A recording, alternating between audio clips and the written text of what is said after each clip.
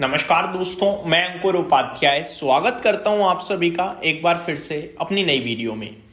दोस्तों, सबसे पहले आज की सबसे बड़ी खबर आपके साथ शेयर करना चाहूंगा, वो है इंडिया यूएस के बीच में जो ट्रेड डील की बात चल रही है, थोड़ी देर के लिए भूल जाते हैं, टैरिफ पे आते हैं। भारत के ऊपर यूएस ने 50% का टैरिफ लगा रखा है। हम सभी को यही लगता है कि ट्रेड व्यापार खत्म हो गया है इस टैरिफ की वजह से, सबको यही लगता है।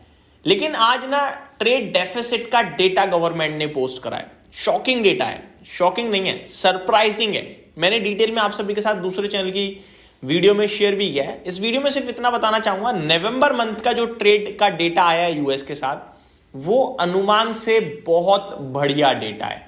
डेटा आया है दोस्तों ट्रेड डेफिसिट का। ट्रेड डेफिसिट का मतलब होता है वित्तीय घाटा। सिंपल भाषा में बताऊं, भारत अमेरिका को 100 रुपए का माल बेच रहा है और अगर भारत अमेरिका से 120 रुपए का माल खरीद रहा है, दैट मीन्स हमें 20% का ट्रेड डेफिसिट है या फिर 20 रुपए का वित्तीय घाटा है, जो मर्जी कह लीजिए। परसेंटेज में तो परसेंटेज में, रुपए में तो रुपए में कन्वर्ट कर सकते हो आप, ठीक है। हमें ट्रेड डेफिसिट में चलते हैं, हम घाटे में चलते हैं, हम ज्यादा माल खरीदते हैं, कम बेचते हैं, ये क्लियर कट है। तो नवंबर में भारत का ट्रेड डेफिसिट आया है 24.53 बिलियन डॉलर्स का। आपको कहोगे यार ये तो बहुत ज्यादा है, बिल्कुल है। लेकिन पता है आपको इकोनॉमिस्ट ने क्या अनुमान लगाया था नवंबर के लिए कि ट्रेड डेफिसिट 32.4 बिलियन डॉलर्स का रहेगा। उसके कंपैरिजन में काफी बढ़िया आंकड़ा पेश करा हमारे देश ने, तो ये अपने आप में एक शॉकिंग था। अगर आप इसे अक्टूबर से कंपेयर करोगे तो अक्टूबर में हमारा ट्रेड डेफिसिट 41 बिलियन डॉलर से भी ज्यादा का था। तो वो जो 41 बिलियन डॉलर का ट्रेड डेफिसिट था वो घटकर अभी 24 बिलियन डॉलर्स का रह गया है। बहुत अच्छा डेटा माना जाएगा। ये दर्शा रहा है कि हम यूएस को अच्छा खासा माल बेच रहे हैं, वो भी तब जब हमारे ऊपर 50% का टैरिफ है। अगर सोचो ये 50% का टैरिफ हट जाए या कम हो जाए तो ये अपने आप में बहुत बड़ी खबर होगी। अब बढ़ते हैं आगे दोस्तों दूसरी बड़ी खबर की तरफ। दूसरी बड़ी खबर जो है वो है आपकी श्रीराम फाइनेंस को लेकर। दोस्तों आज खबर ये आई, श्रीराम फाइनेंस आप सभी को पता है भारत में बड़ा नाम है एक एनबीएफसी क्षेत्र में, स्पेशली कमर्शियल व्हीकल लोन्स में बड़ा नाम है। खबर ये आई कि एमयूएफजी जो कि जैपनीज फाइनेंशियल ग्रुप है, जिसका पूरा नाम है मित्सुबिशी यूएफजी फाइनेंशियल ग्रुप, ये पॉसिबल है कि 20% स्टेक श्रीराम फाइनेंस में एक्वायर करे। सबसे इंटरेस्टिंग पार्ट ये था कि जो फिगर सामने आ रहा है वो आ रहा है 29,000 करोड़ में 20% स्टेक। छोटा मोटा स्टेक नहीं ले रहे हैं दोस्तों, पूरा का पूरा 20% की बात चल रही है। इस हिसाब से अगर आप इंटू करो तो 29 इंटू 5 यानी 1,45,000 और कंपनी का मार्केट कैप करंटली 1,60,000 पे है, यानी 10% डिस्काउंट पे ये डील हो सकती है, ऐसी रिपोर्ट्स आ रही हैं।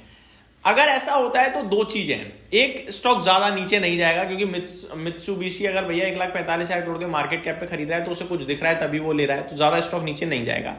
दूसरी बात ये है कि 10% डिस्काउंट में तो स्टॉक थोड़ा बहुत नीचे आ सकता है। मैं आपको मित्सुबिशी के बारे में बताऊं तो ये commercial banking, investment, asset management, trust banking, lease and activities में काम करती है कंपनी। ये one of largest financial group है अमोंग वर्ल्ड, ना कि केवल जापान में। मैं आपको बताना चाहूंगा ये 2.8 ट्रिलियन डॉलर का मार्केट कैप ओन करती है। 2.8 ट्रिलियन डॉलर का, हमारे देश का पूरा market cap around 4 trillion dollar something है। बहुत बड़ा ग्रुप है दोस्तों ये अपने आप में। आगे मैं आप सभी के साथ बात करूं तो 20% स्टेक की खबर जो है वो कहीं ना कहीं ये राउटर्स के हवाले से आते हुए दिख रही है। अभी फिगर अलग अलग है, जैसे कि ज्यादातर फिगर सब लोग 29,000 करोड़ बता रहे हैं, लेकिन कुछ फिगर 23,000 करोड़ भी बता रहे हैं। अगर 23,000 करोड़ में 20% ले रहे हैं तो श्रीराम फाइनेंस का शेयर गिर भी सकता है, क्योंकि 23,000 करोड़ यानी कि 1,15,000 करोड़ के समथिंग का फिर मार्केट कैप होना चाहिए। तो 60% डिस्काउंट पे तो कंपनी है, वो 60% ऊपर ट्रेड कर रहा है उस डील से, तो मेरे को लगता है इतना तो पब्लिक नहीं बर्दाश्त करेगी, तो शेयर टूट जाएगा। बट देखते हैं क्या फिगर सामने आता है। बाकी श्रीराम फाइनेंस एक दमदार कंपनी है, 2.72 लाख करोड़ का एयूएम है कंपनी का। तो ये दो बड़ी खबरें थी आज की जो मैंने आप सभी के साथ डिस्कस करी। अब बढ़ते हैं आगे दोस्तों अगली बात की तरफ। आज के सेशन में पीवीआर का शेयर बड़े एक्शन में था, लगभग 7% दिन के दौरान उछला और एट द एंड 3-4% बंद हुआ।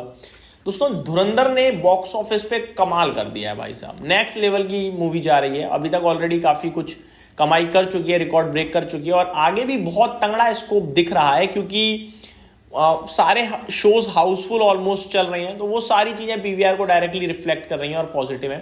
एक्चुअली में ना असली फायदा जो सिनेमा घर होते हैं उन्हें तब होता है जब कंपनी जो पिक्चर है वो 1 या 2 हफ्ते बाद चले, क्योंकि इनका ना जो फंड का शेयरिंग होती है वो थोड़ा इस प्रकार होती है कि फर्स्ट वीक में ज्यादातर कंपनी मूवी बनाने वाले को जाती है, सेकंड वीक में फिर थोड़ा कम, थर्ड वीक में फुल्ली कहीं ना कहीं।